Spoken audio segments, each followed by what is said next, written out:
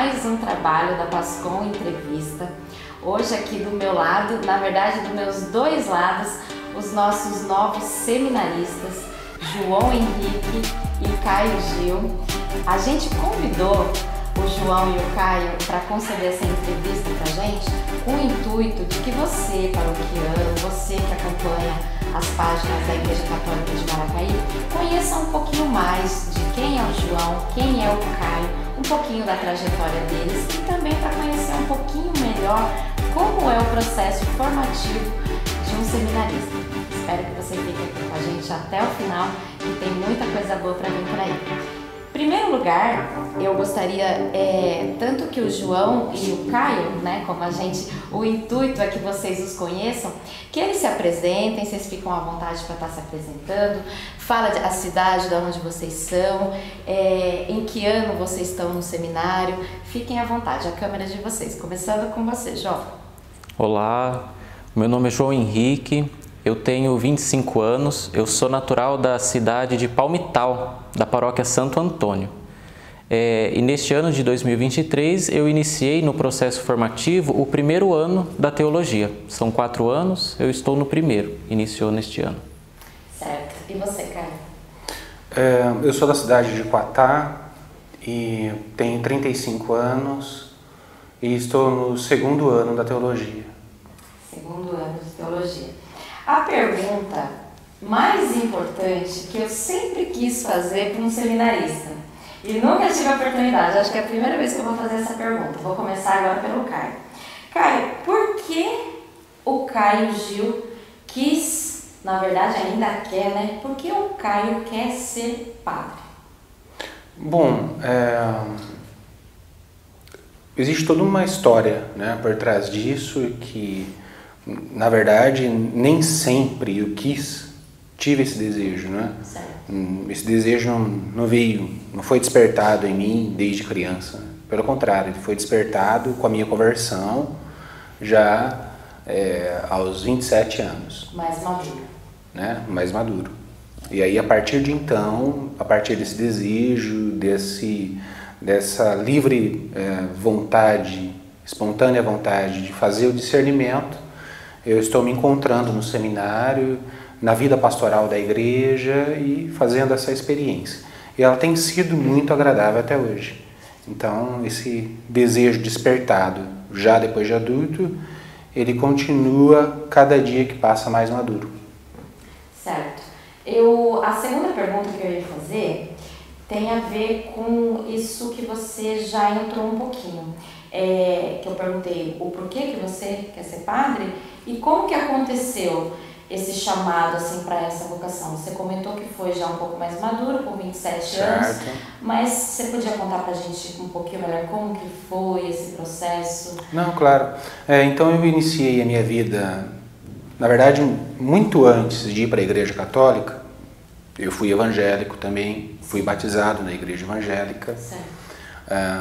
Depois eu fiquei um longo período afastado de igrejas, seja da católica eu não conhecia, né?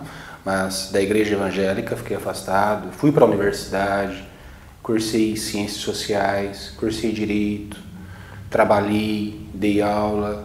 Depois, num período da minha vida, descobri a igreja católica, passei a fazer parte daquela comunidade de Quatá, também através de uma amiga que foi uma grande incentivadora nessa história, de me encontrar com a igreja, né? Depois teve alguém que me batizou, que foi o padre Odair de Oliveira, que foi pároco de vocês. Durante muitos anos. Na época era sacerdote em Quatá, então ele me batizou, me preparou para o batismo. E ele mesmo havia comentado diversas vezes comigo se eu não tinha interesse de discernir, de procurar saber se eu não tinha mesmo vocação sacerdotal, procurar esse caminho. Né? Certo. Tudo isso fruto de uma amizade, né? Uma amizade entre a minha pessoa e a dele, essa observação que ele fez, e a partir de então Eu procurei os encontros vocacionais do seminário, na época em Assis, né, no Seminário Diocesano de Assis. Isso foi no ano de 2017, para no ano de 2018 ingressar no seminário. Eu estava trabalhando, aí eu deixei trabalho, deixei tudo e ingressei no seminário. Certo. Então a história é essa, né, mais ou menos. Quando você foi para o seminário menor, o seminário São José, para fazer esses encontros vocacionais, acredito que o padre que te convidou, ou que talvez te apontou inicialmente esse caminho, porque percebeu em você já uma tendência ali, um despertar, uma inclinação para essa vocação, e ele, como diz padre José Davi Pessotti, né? Todo pároco, todo padre também é um formador, ele viu isso em você. E aí você foi fazer esses encontros vocacionais. E aí nesses encontros foi onde você se encontrou, você falou, não, então é o que eu quero. Os encontros vocacionais são promovidos pela diocese para que as pessoas que lá vão possam sentir um gostinho, sentir mais ou menos o que é a vida comunitária no seminário, como que é o processo formativo. Lá tem as devidas instruções, né? São geralmente encontros realizados em finais de semana. Toda a galerinha que vai entrar no seminário se encontra com os seminaristas que já estão no seminário. Quer dizer, todo um entrosamento, né? Já começa um processo formativo desde aí, na verdade, né? Então eu fui para Assis, fazia esses encontros ocasionais nos finais de semana, quando tinham, geralmente uma vez por mês, eram os encontros ocasionais. E aí a gente ia então afinando a ideia melhor durante o ano, né? Para no final do ano dar a resposta ao chamado, né? Se sim ou se não, né? No meu caso, graças a Deus, chegou em dezembro, fui perguntar, vai querer mesmo ir para o seminário? Eu falei, não, eu vou sim. Aí eu já dei aviso prévio no meu trabalho, já cumpri o aviso prévio, já fiz o que tinha que ser feito para poder, em fevereiro, estar livre para ficar no seminário. Eu tive como primeiro reitor o padre Eduardo, que também fui pároco aqui de vocês, né? Sim. E depois, no ano de 2019, a gente fica um ano lá no Propedêutico, e em 2019 eu fui para Marília cursar filosofia. Certo. Você tem eu não sabia que você tinha ido para o seminário um pouco mais maduro, porque nós temos uma história muito parecida aqui com o nosso atual pároco, né, que é o padre José Martins Cardoso. Ele, numa entrevista que ele também concedeu para Pascom, em diversas situações aqui, ele conta sempre essa história, que ele também foi para o seminário maduro. Sim. E eu fico imaginando, isso é uma percepção minha, né, que é uma mudança radical de vida no sentido assim, você comentando que você já deu aviso prévio no serviço, então é como se você tivesse uma vida até aqui e daqui... Não, você já tem uma vida alinhada, estruturada, e de repente você pula para outro barco. Exatamente. É isso que aconteceu. 180 graus total. E isso também aconteceu com o João. Sim. Que agora estava trabalhando, eu conheço um pouquinho da história dele, estava trabalhando. Tá contando já. E começou o seminário outra vez. Teve que também fazer todo esse processo. Sim. Mas isso aí ele vai explicar, né? Exatamente. Mas me trouxe o mesmo sentimento essa parte que o Caio falou, de estar com a vida no trilho e dar um desvio aí bem significativo. Então vamos aproveitar a deixa do Caio e vamos lá, João. Retrocedendo então a pergunta que foi feita para o Caio, e logo na sequência você também já emenda isso, porque uma coisa tem a ver com a outra.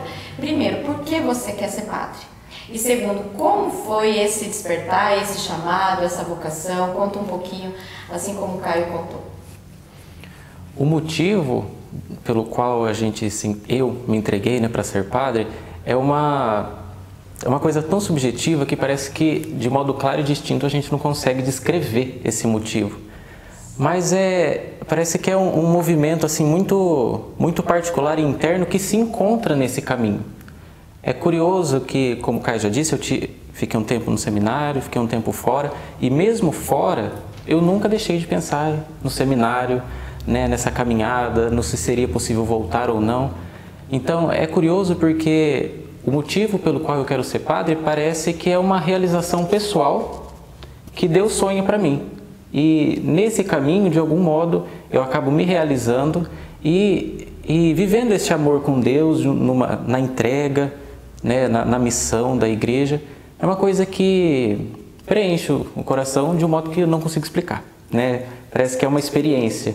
Conversando com alguns padres, eles falam assim, é uma coisa muito difícil mesmo de explicar, parece que só quem vive consegue entender do que você está falando. Mas o meu processo, né, de pensar em entrar para o seminário também não é desde criança. Não foi desde criança que eu pensava em ser padre.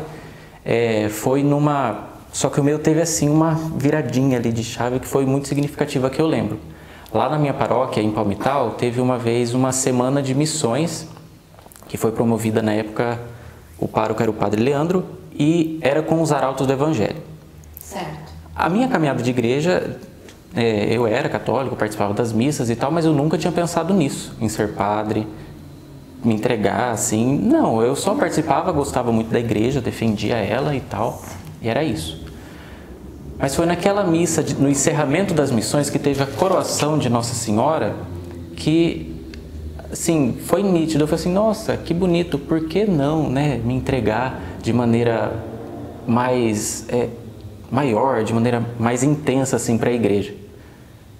Foi esse questionamento que apareceu. E eu não entendi. Uma epifania. Mas eu não entendia que aquilo era um chamado. Né? Eu pensei que fosse uma coisa de curiosidade, de admiração, porque os arautos, né, faziam umas celebrações assim grandiosas e tal. Então aquilo me impressionou e para mim parecia uma curiosidade, né? Aí eu lembro que eu conversei com um dos arautos e o arauto me encaminhou para o pároco. Né? Falou assim, ó, padre Leandro, tem aquele menino lá, conversa com ele está com indício ali de vocação. E o padre Leandro depois marcou uma conversa comigo e ele que me encaminhou para os encontros diocesanos, de encontro vocacional. Certo. Eu não sabia nem que existia assim, é o encontro da diocese, eu não sabia que era diocese de Assis, não tinha essa dimensão. Sim. Então foi nisso que a partir daí eu comecei essa reflexão. E o engraçado é que essa missa de coroação de Nossa Senhora foi no começo do meu terceiro colegial, terceiro ano do ensino médio. Certo. Eu estava pensando em que faculdade que eu ia fazer, que vestibular que eu ia prestar, aonde que eu ia pensar em estudar, o que eu ia escolher ainda. Então foi um ano assim de discernimento, eu lembro que foi muito conturbado, porque eu ficava assim, eu decido qual faculdade ou eu decido se eu vou para o seminário. Sim. Então, e eu fui levando as duas coisas, decidindo qual faculdade e se eu ia entrar para o seminário. Lembro que eu fiz aquele ano todo, né, todos os encontros vocacionais. E no último, novembro ou dezembro, não me recordo muito bem, o reitor falou assim, olha João, a gente viu então que você está aqui, tem os indícios de vocação e você está convidado a vir para o seminário, né? Você quer? Eu falei sim. Mas por dentro eu estava assim, eu ainda não sei. Sim. Eu deixei os dois caminhos em aberto, né? Porque eu estava prestando os vestibulares que eu tinha pensado. Quantos anos você tinha nessa época? Tinha 17. Então. Quer dizer, eu comecei com 16, eu fiz 17 no final do terceiro colegial. É muito natural você estar nessas indecisões, né? Nessa confusão de saber o que quer. Tava levando os dois caminhos. A minha mãe, coitada, ela lembra que, nossa, eu deixava ela louca também. Eu falei, mãe, tem tanta coisa para pensar nos dois lados e tal. Mas o que tomou muita força na minha decisão foi assim, o que eu quero mais agora? Onde que eu acho que eu vou ficar mais feliz? Qual é a escolha que está me dando assim mais paz, mais realização? Era o seminário. Só que era a escolha mais difícil, porque eu ia ter que abrir mão de muita coisa, né, de um projeto que já estava vindo construído desde antes nessa caminhada de escola, né, profissional. Sim. Eu fui, né? Aí eu entrei, então já no próximo ano para o seminário dei esse sim e caminhou muito bem, foi tranquilo. E a gente continua sempre com esses questionamentos, né? Porque o processo de discernimento, ele não é até você dar o sim para entrar, ele continua durante o processo formativo todo. E então eu entrei em 2015 no seminário, 2016 eu fui para filosofia, O último ano da filosofia, que são 3, lá em 2018, aí eu enfrentei um processo ali de crise, de questionamentos e tal, que me fez sair. Certo. Então, no finalzinho do ano, eu saí do seminário e eu continuei a filosofia para terminar. Eu continuei por conta. Certo. Então, em 2018 eu saí. Estive fora até ano passado. E nesse tempo fora, como eu disse, nunca deixou de estar ali latente aquela semente, aquele chamado de Deus, aquela coisa. Comecei outro estudo, eu trabalhei, né? Estava trabalhando, já estava com a vida no trilho de novo. Certo. E mesmo assim, aquilo lá ficava martelando no coração. Eu falei, gente, isso aqui tem que ser autêntico, tem que ser alguma coisa de Deus, sim, porque senão eu já tinha passado. Certo. E aí eu me abri de novo a esse processo de discernimento, procurei os padres da formação para conversar, fiz um direcionamento espiritual, fiz um acompanhamento psicológico, né? Uma psicóloga muito boa, que acompanha também os seminaristas. E fui amadurecendo essa ideia e me permitiram retornar. E está eu aqui de novo no seminário, retomando o processo de onde eu parei. Fiz a filosofia, parei, dei um intervalo aí de 4 anos e agora retomei a teologia. Para a teologia. Para a teologia. Se você que está nos acompanhando, não é aqui de Maracaí, da paróquia Nosso Senhor do Patrocínio, o padre Guilherme Caetano, ele foi seminarista conosco aqui ficou no geral durante 4 anos aqui conosco. E você contando um pouquinho assim da sua trajetória, me lembrou uma coisa que ele nos disse uma vez, e aquilo me marcou muito, que ele disse assim: seminarista que não tem crise de fé, que não tem crise vocacional, está no caminho errado, não é seminarista. Porque todo seminarista, em alguma parte desse processo de 8 anos, em algum momento nesse caminho, ele vai ter uma crise. Às vezes uma crise de fé, uma crise de vocação, assim, né, de discernimento. As dúvidas fazem parte de todo o percurso. Alguns, né, mais no comecinho, outros, né, mais no final, mas ele... E aí eu me lembrei dessa frase dele, né, uma das conversas. As dúvidas fazem parte dos presbíteros, inclusive. Exatamente. A dúvida, ela faz parte na vida matrimonial. Sim. Muitas vezes. Sim. Né? E é saudável, né, Caio? E é saudável, mas a forma como lida com os questionamentos, com as dúvidas, com as crises, é que é o grande diferencial. É por isso que uma boa direção espiritual faz toda a diferença. Sim. Porque se chuta o balde, não faz muito sentido, né? Exatamente. Mas se aprende a digerir aquele problema, a compreender, a se autocompreender, a pessoa evolui em todos os aspectos da vida. Como seminarista, como padre, como pai de família, como mãe de família, como, enfim, qualquer pessoa na igreja, sim, né? Religiosa, né? Sim, religiosa. Também eu falei a questão do leigo, você estava dizendo, né, que é difícil de você, né, os outros sacerdotes de uma maneira geral concordam de que é difícil você explicar, né, essa questão da vocação, do chamado, do porquê, e aí a gente sabe que as vocações, né, ao sacerdócio, tem a vocação matrimonial, a vocação do catequista, do leigo. Então, às vezes é muito comum as pessoas perguntarem: nossa, mas se você que está assistindo faz parte de uma pastoral, enfim, da vida pastoral de uma igreja, muitas vezes a gente escuta alguns questionamentos no sentido: nossa, mas por que você participa dessa igreja? Ou por que você participa dessa pastoral? Esse chamado ao laicato, né, assim, a gente como leigo, também é uma coisa que a gente não sabe explicar, o porquê que você se propõe a estar ajudando na pastoral social, na PASCOM. É uma coisa que é um chamado de Deus mesmo, né? E eu acho que é por aí, em todas as vocações, né? É uma vivência de amor, né? Que nessa entrega a pessoa acaba se realizando, mesmo que seja resolvendo bucha. Exatamente. Coordenadores de pastoral encabeça, descasca, né, bastante abacaxi. Sim. Então, né, as pessoas que não experimentam esse amor, essa entrega, às vezes falam assim: nossa, por que será que a pessoa se submete a ficar resolvendo esses pepinos que não tem nada a ver com ela, que nem é problema dela? Isso. Então não compreende essa entrega, esse amor, que é como a pessoa se realiza. Exatamente. Né? Faz sentido, faz a vida da pessoa ter um sentido maior. Com certeza absoluta. Eu como leiga, quando alguém me pergunta, né, o porquê que eu né, tenho uma vida pastoral ativa na minha paróquia, é a maneira como eu me realizo, como me faz bem poder servir a Deus e a igreja, é uma coisa que eu não sei explicar, né? Porque realmente me traz paz, me traz alegria, me traz plenitude, e acredito que a vocação ao sacerdócio também deva ser mais ou menos assim, né? Para vocês, porque é um desafio imenso, né? O que vocês abrem mão não é fácil. Agora explica para quem está assistindo um pouquinho, vocês já entraram, já falaram que o primeiro passo é o Seminário São José em Assis, né?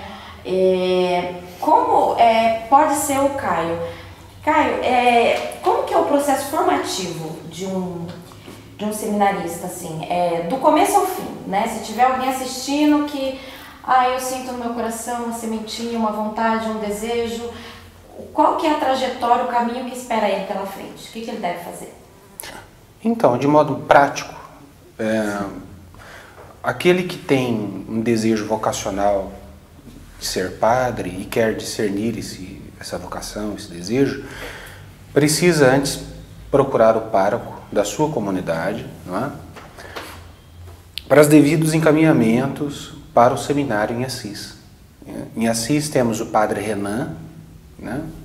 Um padre muito jovem e experiente ao mesmo tempo, que assumiu a formação diocesana recentemente e promove, e aliás está promovendo, inclusive para esse ano já, se não me engano, logo tem já um encontro vocacional, ou já teve, eu acho que vai ter um agora. Mas depois a gente precisa, semana que vem, a gente precisa confirmar. Isso, acho que no Facebook da Diocese. Hoje que está sendo o encontro. Ah, é?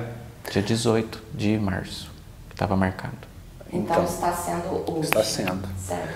E os encontros vocacionais, então, acontecendo, acho que vão acontecer até o final do ano. E já é um local de contato com os seminaristas e com a rotina do seminário, né? O encontro vocacional é para isso. Os que ingressam no seminário começam a partir do propedêutico, que é o início, que é a primeira fase do seminário, né? No propedêutico, o seminarista fica no Seminário Diocesano São José em Assis. Por quanto tempo? Por um ano. Por um ano ele vai estudar introdução à teologia, vai estudar introdução à filosofia, língua portuguesa, matemática, conteúdo assim para vestibular, né? Porque o vestibular em Marília para a filosofia, que o seminarista terá que fazer no final do ano do propedêutico, ele tem que fazer o vestibular da Faculdade de Filosofia do Seminário Provincial de Marília, que é para onde ele será encaminhado. Certo. Então, passa esse ano estudando, rezando, né? Reza a liturgia das horas, tem missa todos os dias no seminário, tem as tarefas de limpeza e organização da casa, tem atividades lá que são propostas pela formação diocesana e esses estudos iniciais, né? Passou o vestibular, foi para Marília, vai começar então a filosofia. O candidato ele estuda a filosofia na Faculdade de Filosofia da FAJOPA e no seminário ele vai fazer parte ali de toda uma estrutura de formação que conta com psicólogo, atendimento psicológico, diretor espiritual, não é? Diretor de estudos também, formações, momentos de espiritualidade durante a semana, missas diárias. Então, existe toda uma estrutura, né? De horários, de tarefas, de cronograma que o seminarista vai seguir para o seminário, além da Faculdade de Filosofia. Certo. Essa etapa é chamada de discipulado, tá? Depois vem a teologia. Onde vocês estão agora. Exatamente. Mas essa etapa da filosofia são 3 anos. Depois ele ingressa na teologia. Na teologia é a etapa que se chama configuração. se configura ao nosso Senhor Jesus. A etapa que já aprendeu, ou pelo menos em tese, já teria aprendido a ser discípulo, não é? E depois vai se configurar então ao nosso Senhor, que é a etapa mais próxima ao sacerdócio. Além dessa formação do seminário que eu já falei, vai estudar então a teologia na faculdade, na FAJOPA também. E o estudo de teologia é muito gostoso, né, João? Porque a gente vem para pastoral, a gente durante a semana estuda lá a teologia, tudo casa, né? Os ensinamentos casam. Vocês vêm, né, para aplicar nos exatamente, é tudo muito, é uma área, é um tempo mais gostoso, o tempo da teologia, eu acho. Enquanto você está na filosofia, você está mais configurado como estudante. Na teologia, você já está mais configurado embora eu como também sacerdote. Embora eu também goste de filosofia, mas você vai estudar um filósofo qualquer lá e depois, final de semana, né? Quer dizer, para a vida pastoral. É diferente. Você estuda rezando, né? É diferente. Sim. No caso da teologia. Tudo casa, né? No caso da teologia, tudo casa. Mas precisa da filosofia para essa abertura de mente, essa abertura do coração também. A filosofia ela é importante para tudo isso. E uma curiosidade, precisa ser maior de idade ou você tem que estar em época assim ali de vestibular, 17 anos, como foi seu caso, ou não? Como que não, tem funciona? Lá em Assis tem também o seminário menor, que são meninos que entram e estudam o ensino médio na diocese de Assis, aliás, na cidade ali de Assis, eles fazem o ensino médio e moram no seminário. Tem casos que entrou no primeiro ano do ensino médio, então fez 3 anos ali no seminário, depois foi para o propedêutico e depois foi para filosofia. Já entra bem novinho, né? Tem uns que entram mais novinho. Sim. Então, antes 15, desse 14, propedêutico... 15 anos ali na época de ensino médio, certo? Teve meninos que, no ano que eu entrei no propedêutico, entrou no primeiro do ensino médio. Entendi. E entrou ali, fez 15 anos no seminário, então entra bem mais novo. Então tem essa possibilidade também. Porque às vezes a pessoa, né, os meninos, os jovens que estão nos assistindo, às vezes ele tem 15, 16 anos e fica pensando, não, mas às vezes é só na época do vestibular, só com 18 anos. Só depois que termina a escola, não. Depois que termina a escola, então tem essa possibilidade. Isso. Mas o primeiro passo sempre é procurar o seu pároco, de onde quer que você esteja, conversar com ele, que ele vai, né, dar toda a orientação. Os encaminhamentos. Isso, os encaminhamentos. E outro ponto muito importante da formação é que na etapa do discipulado e da configuração, aos fins de semana o seminarista vai para uma paróquia, né, para fazer o estágio pastoral, que faz parte da formação. Né? E aí, a próxima pergunta é essa, por onde Caio e João andaram durante esse período, no sentido assim, qual foi a trajetória de estágio pastoral de vocês? O Caio comentou que veio do último estágio pastoral, a última paróquia dele foi em Cruzália, né? Foi. Você, o ano passado, com o Padre Tiago, estava fazendo o estágio pastoral dele lá. Mas conta um pouquinho você primeiro, João, como que foi, como que é a sua trajetória de estágios pastorais? O meu primeiro estágio pastoral, no primeiro ano da filosofia e do segundo, foi na Vila Glória, em Assis. Certo. Então, eu saí ali do seminário menor, fui para Marília para estudar filosofia e aos fins de semana eu retornava para o seminário, porque quem cuidava da comunidade era o padre Juninho, que era reitor ali do seminário. Ficou muitos anos. Ficou bastante tempo. Então, eu e mais um seminarista ficamos com ele ali durante 2 anos. Certo. Foi uma experiência muito boa de acompanhamento, né, de participação ali com aquela comunidade que era muito fervorosa em oração. Sim. Depois, no meu 3º ano da filosofia, eu fui designado lá para Florínia, junto com o padre Anderson. Ele estava chegando em Florínia, tinha acabado de ser ordenado padre, passou por aqui, né, Maracaí. Foi ordenado padre aqui, chegou aqui como seminarista também, né? E saiu padre daqui. Então, foi com ele. Então, a primeira experiência dele de paróquia foi em Florínia e eu fui junto também para contribuir. Certo. E aí foi lá em Florínia, né? Aí foi uma outra experiência, era uma outra realidade. Mas também, que povo acolhedor. Junto com Florínia, o padre Anderson também assumiu ali Frutal do Campo, que pertence a Cândido Mota. Sim. Então ele atendia também. E era um distrito também muito, muito bem organizado. Claro que Eles tinham um perfil mais de religioso, porque quem cuidava eram os freis. Mas logo a gente já foi também trabalhando ali com eles, nos aproximando. Foi muito bom. Então eu passei por esses 2 lugares antes. Certo. E aí, enquanto eu estava em Florinha, eu dei o intervalo na minha formação. Eu saí.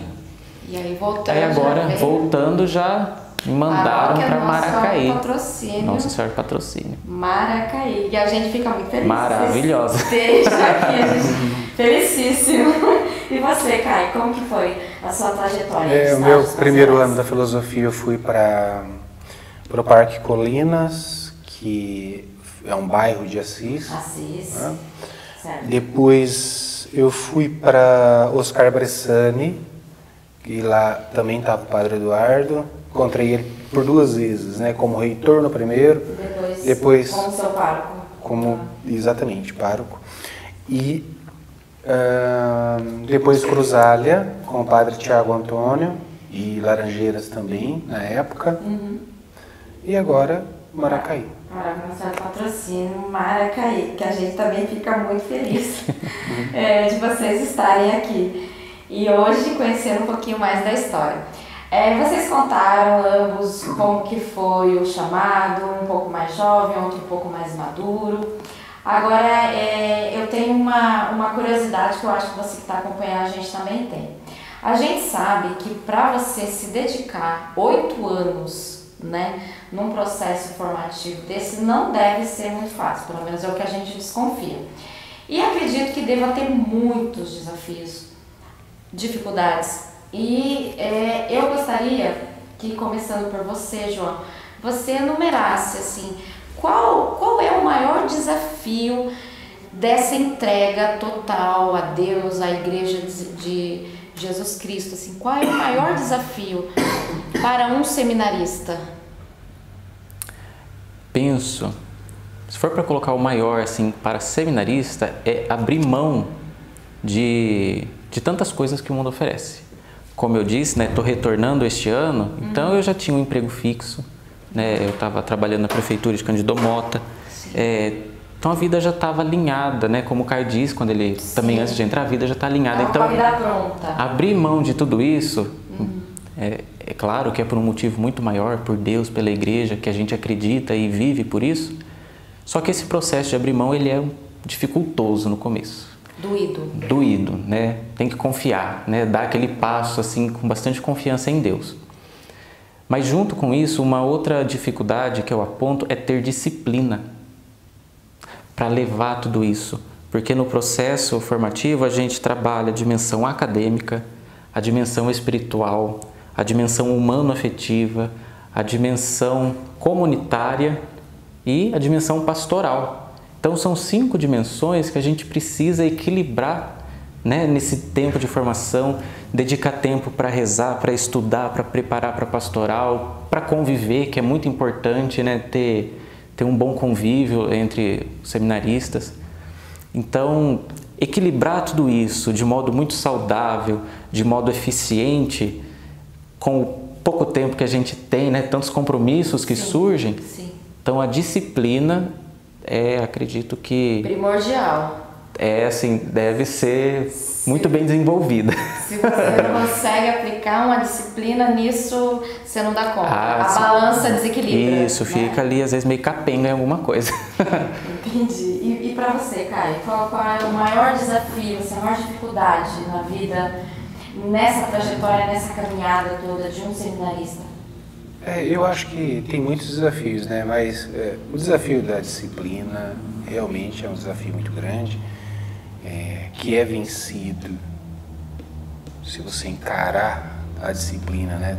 Não, eu vou ter disciplina, eu vou fazer o que tem que ser feito, força de opinião, força de vontade, muita fé, né? Você vence tudo isso, certamente. Mas, por exemplo, para mim, logo no início do meu período formativo, lá no propedêutico, certo. Por exemplo, o que mais me causou um estranhamento ali e que me fez, inclusive, fugir do seminário, porque teve esse episódio, eu vou falar sobre isso. Sério? Nossa! Porque foi assim, eu entrei no seminário, então... Acontece. Eu entrei no seminário Certo. e a vida do seminário, toda regradinha, no horário. Não que quando a gente vai viver o mundo aqui fora, não tem horário. Sim, Tem. sim. Se você trabalhar, você tem que chegar no horário, senão o patrão vem e te manda embora, não é assim? Sim, com certeza. Então, no seminário não é diferente. Tudo tem horário, tá. Mas o seminário é uma vida improdutiva. É uma vida de oração, é uma vida de estudar, é uma vida de convivência. Ela é improdutiva do ponto de vista material da coisa, né? Do ponto de vista de ambição, de sonhos, de planos. Tem muitas coisas que você tem que deixar de lado para você viver a espiritualidade. Né? Então, e isso aí foi um choque assim, de realidade que me fez, com 15 dias, arrumar as minhas coisas, não falar nada para ninguém, ó, sumi. Mas aí, depois de outros 15 dias, tornei a conversar com a formação, e aí me falaram assim, poxa vida, você não vai nem dar uma chance para você, né? Você não vai nem se permitir viver, de experimentar. Você ficou aqui só 15 dias, por que você está indo embora desse jeito? Como que você consegue avaliar algo só com 15 dias? Foi o Padre Eduardo me disse à época. Sim. Falou, olhou só o dedinho ainda, né, do pé, não mergulhou. Exatamente. Aí eu voltei de novo para a formação e fiquei até hoje. Quer dizer, já se passaram 6 anos desde que isso aconteceu. Né? Então, quer dizer, é uma inexperiência, é um jeito errado de encarar uma crise. A gente estava falando aí de crise. Sim. Então, se a gente, na experiência, encara a crise, a gente não toma a decisão mais apropriada. Né? Então, eu acho que ter um pouco mais de docilidade diante das dificuldades ajuda muito. Saber ouvir a voz do Espírito ajuda muito. São coisas que a gente precisa procurar dentro da caminhada. E é difícil? É muito difícil, porque isso aí envolve uma questão de vida muito íntima com Deus.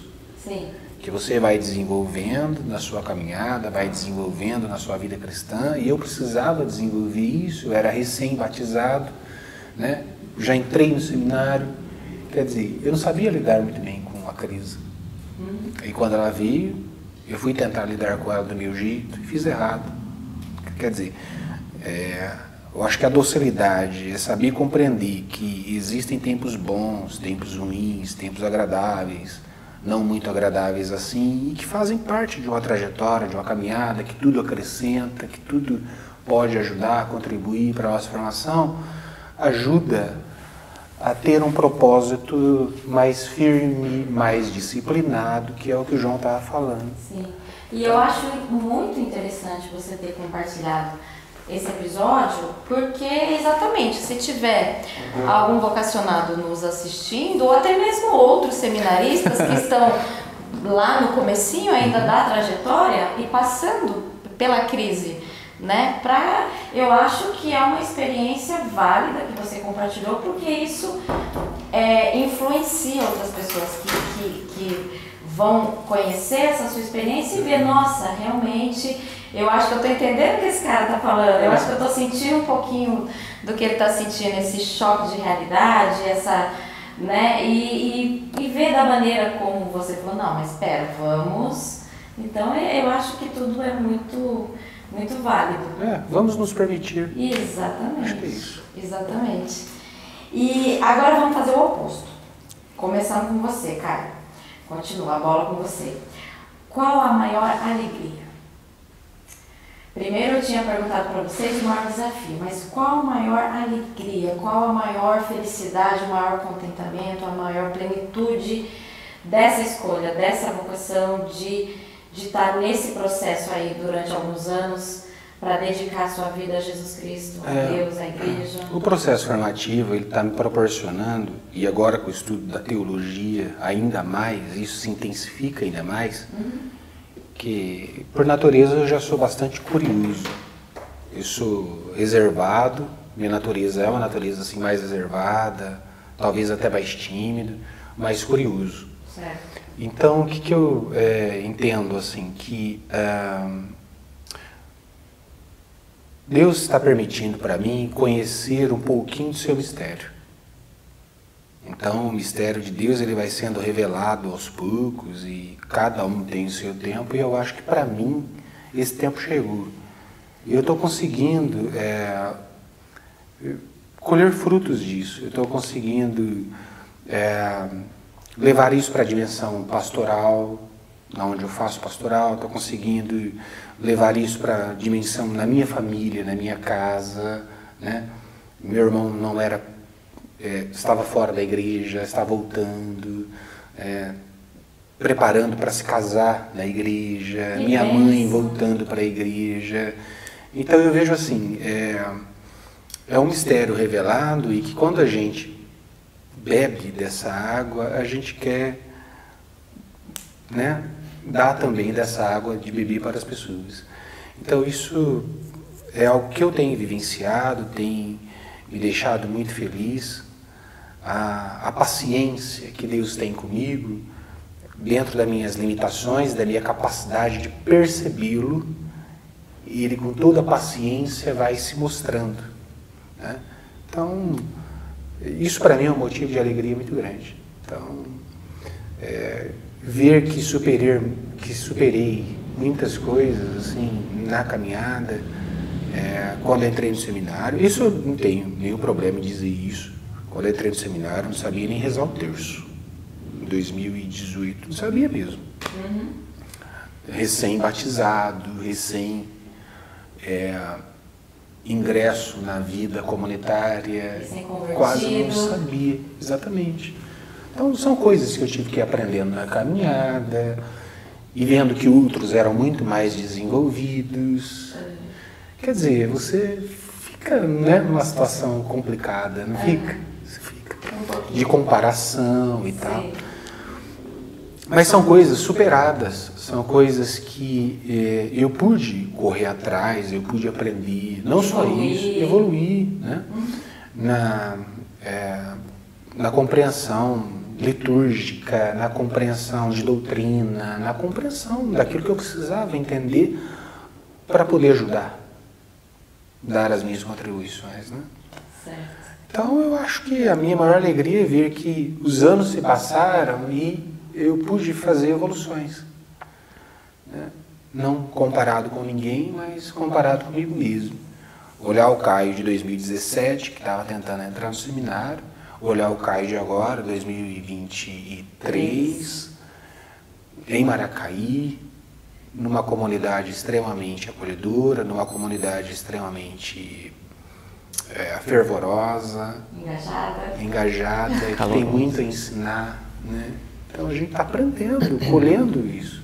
Eu acho que a abertura tem que se abrir para o processo formativo. Quem tem intenção de ser padre, alguma coisa, precisa se abrir, conhecer as suas limitações, não ter vergonha delas e se abrir, procurar ajuda. Sim.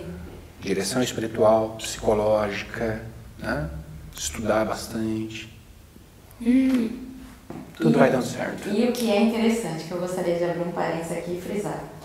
Muitas pessoas acham, porque acho que são dúvidas muito válidas, que a pessoa, o jovem que resolve, né, estudar para ser padre, é aquela pessoa que nasceu na igreja, que foi coroinha, que foi acólito, que teve vida pastoral, que esse chamado veio de criança.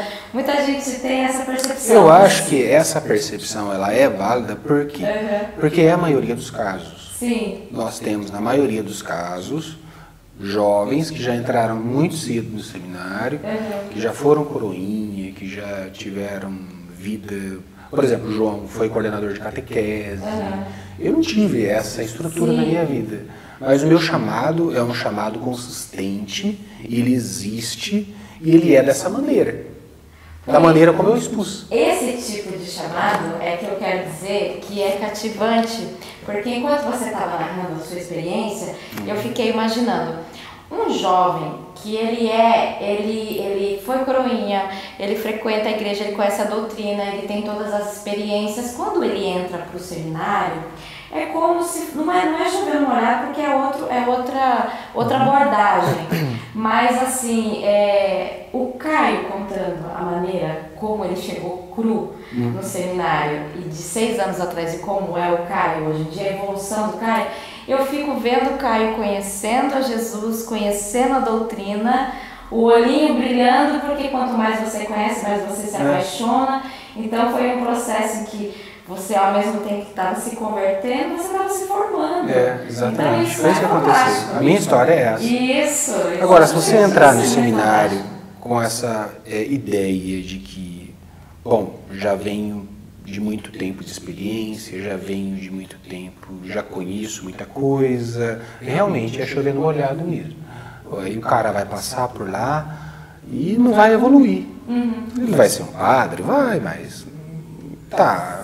As experiências profundas ele não fez, ele deixou de fazer. Sim. Então, justamente por quê? Porque não olhou para dentro. Tem que olhar para dentro, né? Tem que fazer esse processo. Isso é muito importante. Com certeza. É uma situação que não tem regra, né? O perfil do seminarista não tem regra. A história, que nem a do Caio, ela é muito intrigante porque é isso, foge um pouquinho daquele normal, aquela vida assim linear que teve um comecinho na igreja, foi e seguiu. Sim. E culminou lá no seminário. Quando a gente conversa com o seminarista, tem histórias diversas lá. Sim. Então, assim, como que Deus, ele age de maneiras muito diversas na vida de cada um. Né? Por exemplo, o apóstolo Paulo, né? Olha, perseguia a igreja e olha o que esse homem se tornou, né? Então, quando a gente se encontra com Jesus, é uma história de conversão e tá aí dando fruto, Caio. Tá ótimo. Exatamente. Né? É muito rico, isso enriquece muito a igreja, traz muito valor, traz muita história, traz um testemunho muito válido para nós. Sim, muito forte, né? A missão evangélica é testemunhar Jesus Cristo e testemunhar a experiência que a gente tem com Ele. Então, olha como que isso enriquece. Como a parábola do vinhedo, né? Jesus chegou para chamar para trabalhar, um às 8 da manhã, outro às 10, outro às meio-dia, outro às 6 da tarde. Não vai chegar no mesmo fim, vai ter o mesmo resultado. Exatamente, eu acho que você entendeu, né? Sim. Dizer assim, porque a gente, no final todos chegaremos. Então não é que ele fala, né? Quando os primeiros trabalhadores que foram chamados lá às 8 da manhã reclamaram, não, mas eu cheguei às 8, aquele chegou às 4 da tarde. Vai ganhar igual? Exato. Eu sou da turma que chegou às 4 da tarde. Então, gente, nós estamos vivendo o Evangelho. E Jesus é maravilhoso, é doce, né? Por isso. O seu exemplo de Paulo foi excepcional também, né? De Paulo, São Paulo, Saulo que virou Paulo, maravilhoso. Eu acho que é a conversão mais forte, fantástica, né? E assim, arrebatadora da história da igreja de todos os tempos. Eu sou muito fã de São Paulo, então sou meio suspeita para falar. Mas agora vamos mais uma pergunta que tem um pouquinho a ver também ainda com essa questão de vocês se entregarem a esse chamado. Como que foi as questões familiares? Por exemplo, quando você chegou na sua família e falou, olha, eu vou pro seminário, tô indo, sinto essa vocação. Como que foi essa questão assim, a família? Como a família reagiu? Conta um pouquinho pra gente. Eu passei por esse processo 2 vezes, né? É verdade, você passou pelo processo 2 vezes. Nas 2 vezes, eu fiz assim esse processo um pouco em silêncio da minha família. Certo. Não escondido. Certeza. Não é ter certeza, mas eu não queria criar alarde. Eu não queria gente assim palpitando muito. Certo. Então eu quis fazer um processo um pouco mais interior, mais pessoal. Certo. Eu lembro que a primeira parte, aliás,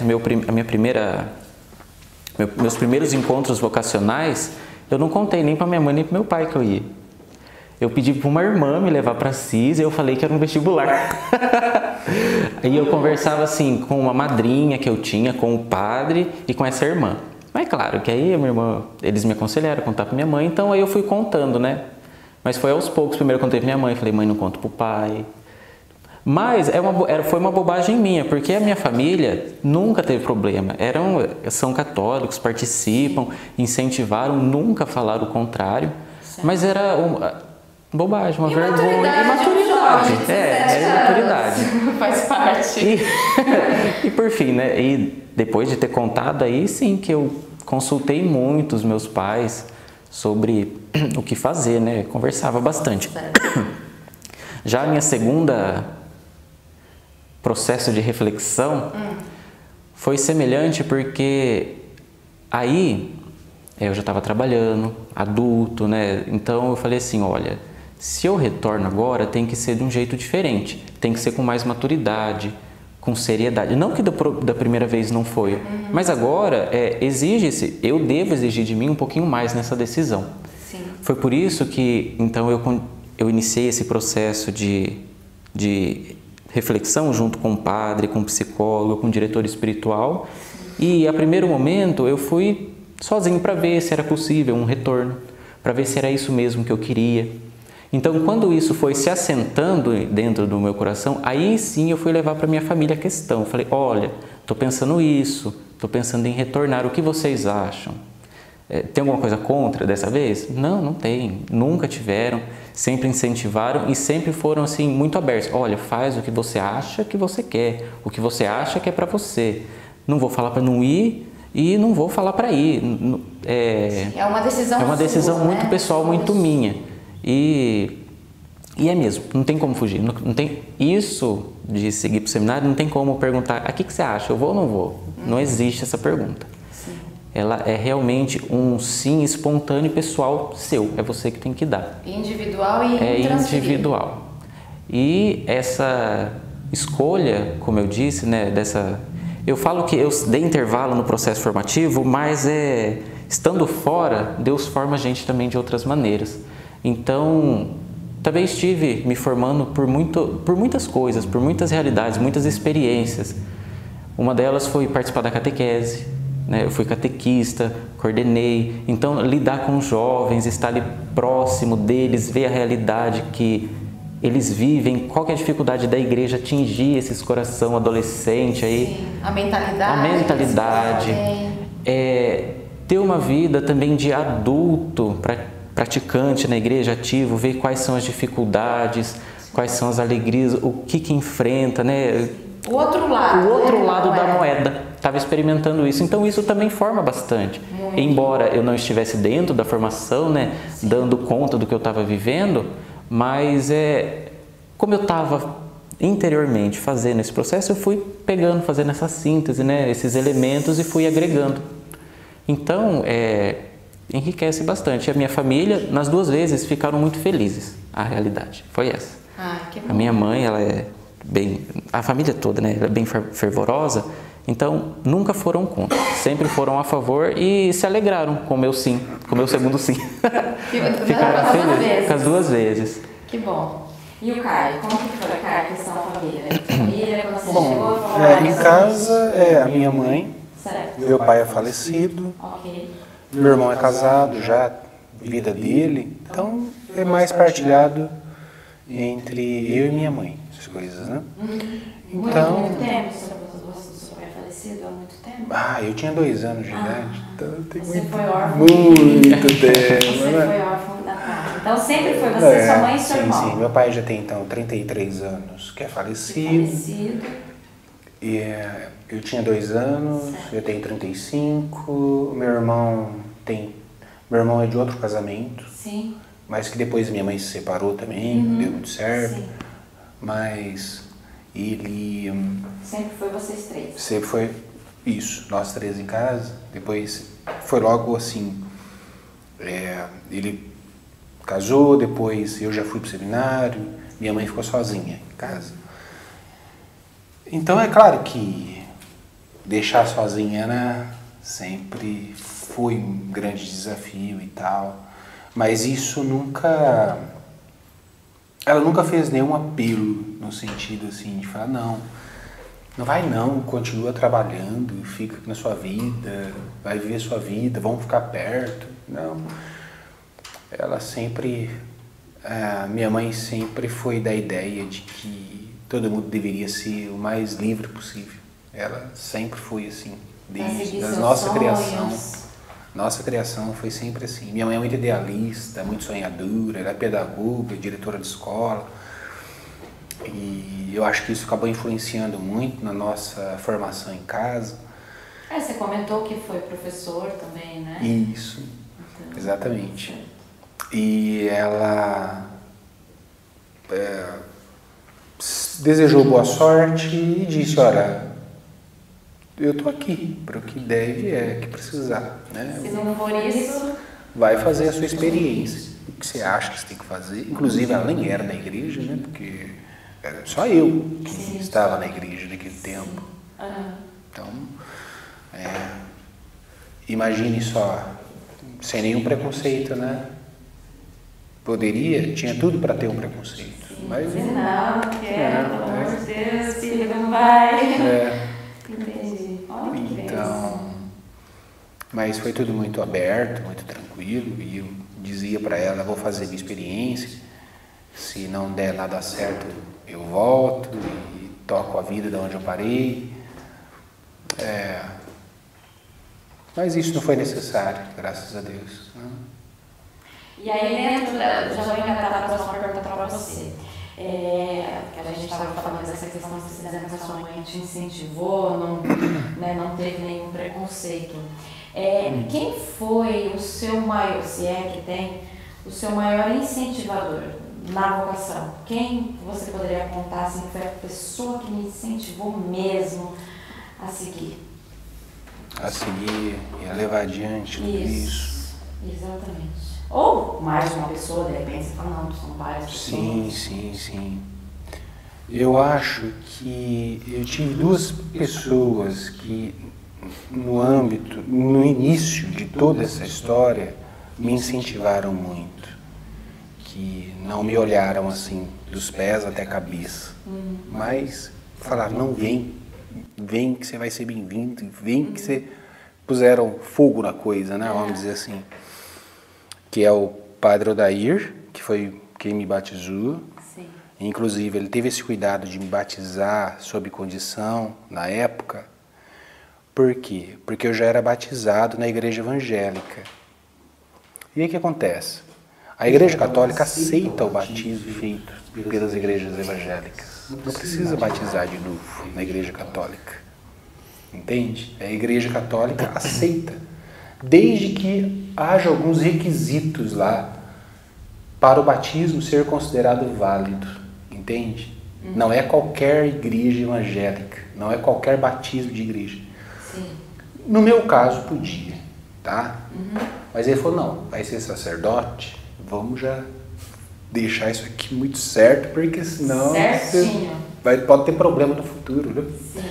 Aí fez sob condição, que é um jeito de se batizar, que aquele batismo se torna válido, caso o outro não tenha sido válido, o anterior. Certo. É uma história um pouco complicada, eu não sei por que foi entrar nisso, certo. Mas faz parte da minha história. Okay. Ele então, que foi essa pessoa cuidadosa, zelosa comigo, e eu tenho muito afeto por ele, foi um grande incentivador. E depois, já na caminhada, na vida formativa, foi o Padre Eduardo, que hoje é pároco Oscar Bressani, que foi o seu reitor, que foi reitor e que depois também me deu estágio pastoral. Sim, foi um grande incentivador, que via em mim, assim, aquele menino que não sabia nada, cru de tudo, mas que merecia uma chance e que merecia progredir. Sim. Que tinha esse direito de viver o que a igreja tem. O que a igreja prega, né? Exatamente. Então ele reconheceu isso em todos os seus gestos, em todas as suas palavras. É um grande incentivador mesmo. Grandes sacerdotes. Ambos, como você disse lá no começo, passaram aqui pela paróquia Nossa Patrocínio.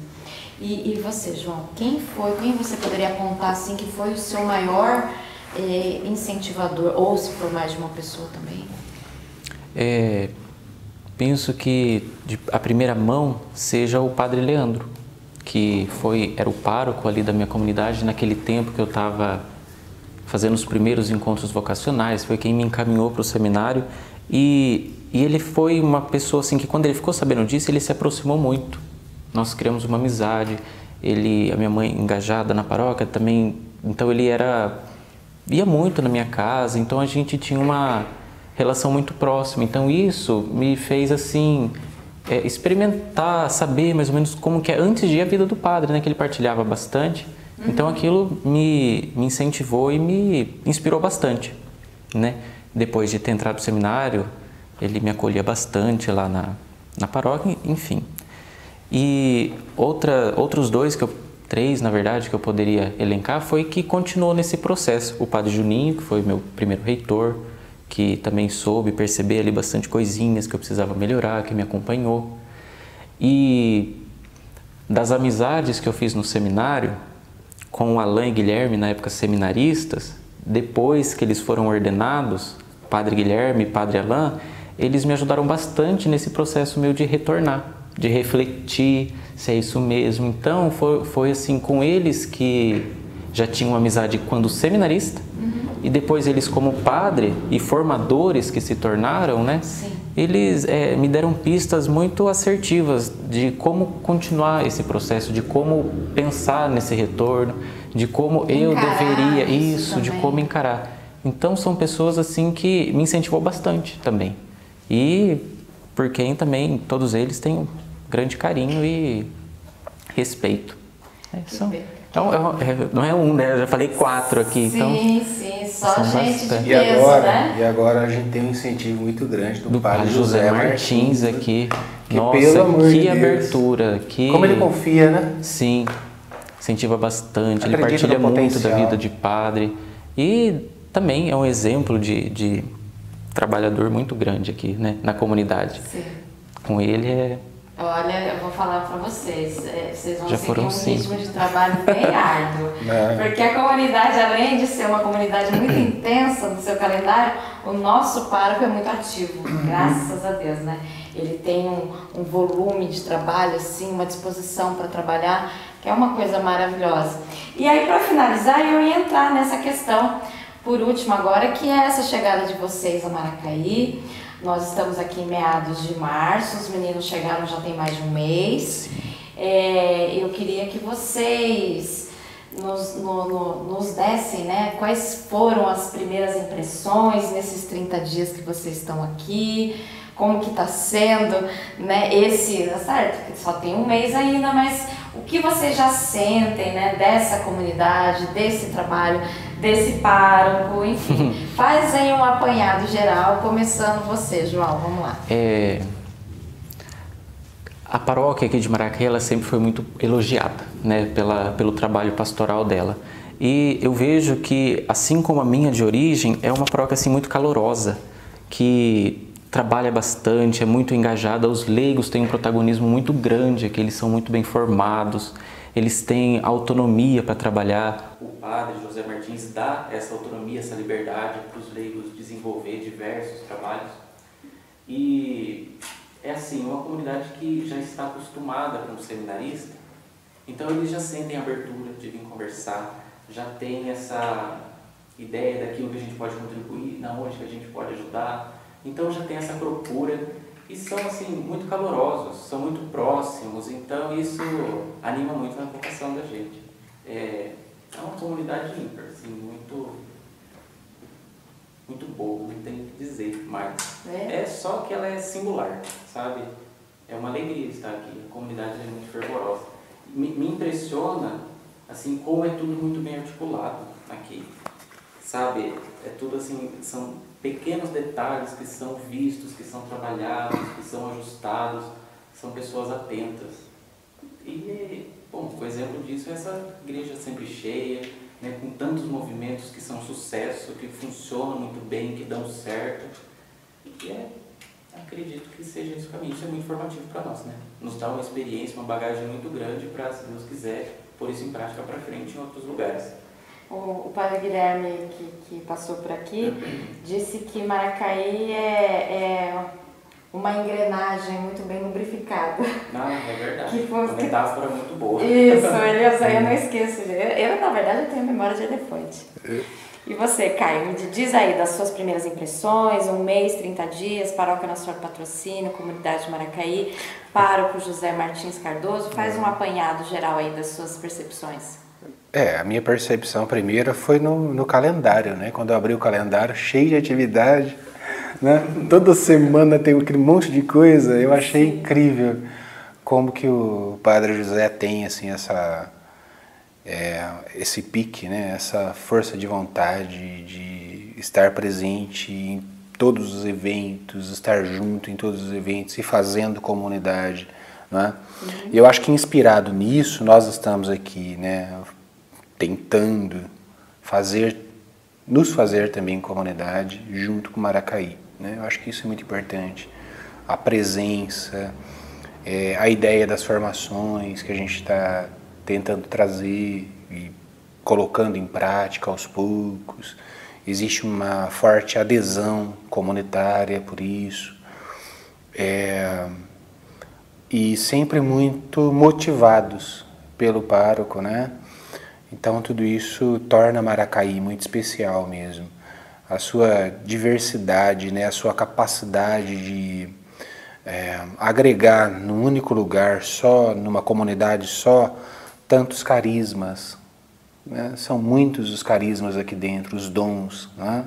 Então eu acho que quando a gente olha a igreja funcionando dessa maneira, é muito gostoso, né? Porque a gente para e pensa, puxa vida, como cada ser humano aqui está conseguindo se encontrar, né? Porque quando existe esse leque de diversidade dentro da igreja, as possibilidades de se colocar em prática a evangelização, cada movimento com a sua perspectiva, vai fazendo com que a gente vá criando a convicção de que as pessoas estão aqui e estão felizes, porque elas se encontram, cada uma no seu espacinho evangelizador, vamos dizer assim, né? Quem ama Escola Santo André, tem lugar, pastorais sociais, tem lugar, grupos de oração, tem pastoral familiar muito boa, tem tudo, né?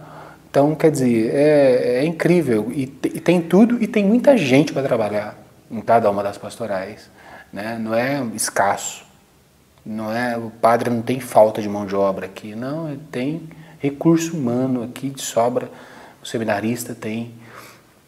Então tudo isso eu acho que de fato torna a igreja de Maracaí muito diferenciada, muito bela.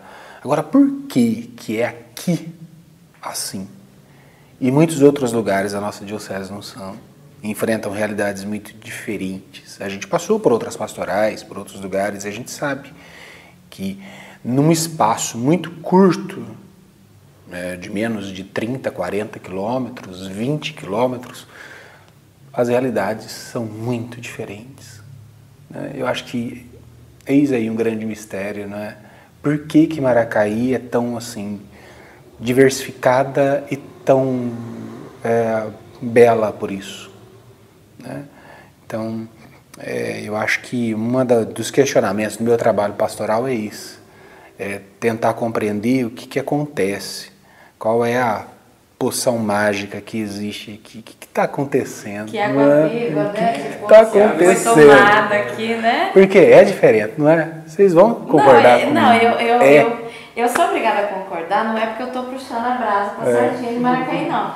Mas é porque todo seminarista, padre, visitantes, pessoal que já passou por aqui ao longo dos anos falam mesmo essa mesma coisa que vocês estão dizendo. Eu acho que Maracaí é uma comunidade formada e formativa.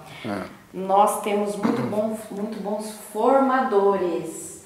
Então esses formadores, eles vão, né, ao longo do tempo formando outras pessoas. Então, além de ser uma comunidade formada, é uma comunidade formativa, que a gente vai se formando. Esse ano mesmo tem, não vou lembrar o mês, o curso Moisés da Escola Santo André, que é um curso voltado para lideranças, para a formação de coordenadores, para líderes. Então eu acho que o trabalho é árduo, mas eu acho também que é tudo um fruto de muitos sacerdotes que passaram por aqui ao longo de todos esses anos, essas décadas, e o engajamento, e é aquilo que o João falou, né? O povo aqui é fervoroso e gosta do trabalho pastoral exatamente porque são formados, porque os formadores incutem na cabeça desses paroquianos a importância, né, dessas formações. E quando você é bem formado, você não, é como se descobrisse um tesouro, você quer ir lá e dividir com todo mundo, né? Mas eu acho que daria uma boa dissertação sua, viu, Caio? Você falou para você tentar descobrir, né, qual que é o segredo, não é? Gente, a gente está encerrando esse momento, esse bate-papo que foi muito produtivo, muito frutífero, muito gostoso. Eu gostaria de dizer muito obrigado para vocês dois e assim como vocês estão felizes de estar aqui conosco, né, na Paróquia Nossa Senhora do Patrocínio, comunidade aqui de Maracaí. É uma paróquia grande, vocês já perceberam, são 4 capelas, chegando aí um santuário, capela rural, distrito, muitas pastorais, o desafio é grande, tem bastante serviço, mas vocês, né, já perceberam que o povo aqui é muito acolhedor, principalmente com vocês seminaristas, assim, eu estava até comentando com o Caio um pouquinho aqui antes da gente começar a gravar, né, que a Maracaí tem essa tradição de respeitar e abraçar muito os seminaristas, né, tanto que saíram vários padres daqui, assim, chegaram para ficar 1, 2 anos, ficaram 4. E então é um prazer vocês estarem aqui conosco. Acho que foi o Padre Alain, numa entrevista que deu pra gente, disse que o sacerdote, ele é tirado do seio da comunidade, né? Ele é tirado do meio do povo, ele é formado e ele volta para o povo, ele volta para a sociedade, para a comunidade, né? Depois para servir. Então, vocês foram retirados, né, do nosso seio enquanto comunidade e a gente espera sinceramente poder contribuir naquilo que for possível para a formação de vocês, para a experiência de vocês. A gente, enquanto comunidade, está sempre em oração, está sempre torcendo e muito feliz com esses vocacionados. Então, eu agradeço demais. Agora, considerações finais, João, à vontade. Eu também agradeço bastante a oportunidade de poder mostrar um pouquinho da nossa história e a abertura que a comunidade tem com nós seminaristas. Como você disse, a gente voltar, estar dentro da comunidade, isso forma muito, porque o padre, ele vive para o outro. Então, se a gente não tem essa dimensão de estar junto com a comunidade, de ver as diversas realidades, os diversos trabalhos, a gente acaba sendo talvez um padre um pouco mais capenga em algum aspecto. Então, aqui, por ter tantas pastorais, por ter tantas realidades, isso é muito formativo. Você disse, nós estamos aqui há 1 mês, mas eu já participei com algumas pastorais, mesmo que seja uma reuniãozinha, uma visita, mas isso já enriqueceu tanto, já foi um mês tão produtivo que já fez eu voltar para o seminário com tudo. Então, que ótimo, né? Que ótimo! Então eu estou muito feliz e, comunidade, conte sempre comigo, né? Para o que precisar, a gente vem sempre com muita disposição. É isso. Que maravilha! Caio. Endosso completamente as palavras do João e também queria agradecer você, viu, pela gentileza de sempre, pelo acolhimento de sempre, por nos procurar sempre, por querer partilhar também a sua vida conosco, né, o seu trabalho, os seus dons, né, isso certamente enriquece aqui tudo que está acontecendo nas nossas vidas. Muito obrigado. Imagina, que é isso, eu que agradeço. Gente, vocês que nos acompanharam até agora, muito obrigada. Eu espero que vocês tenham gostado. A gente se encontra numa próxima. Deus abençoe a todos vocês e até lá.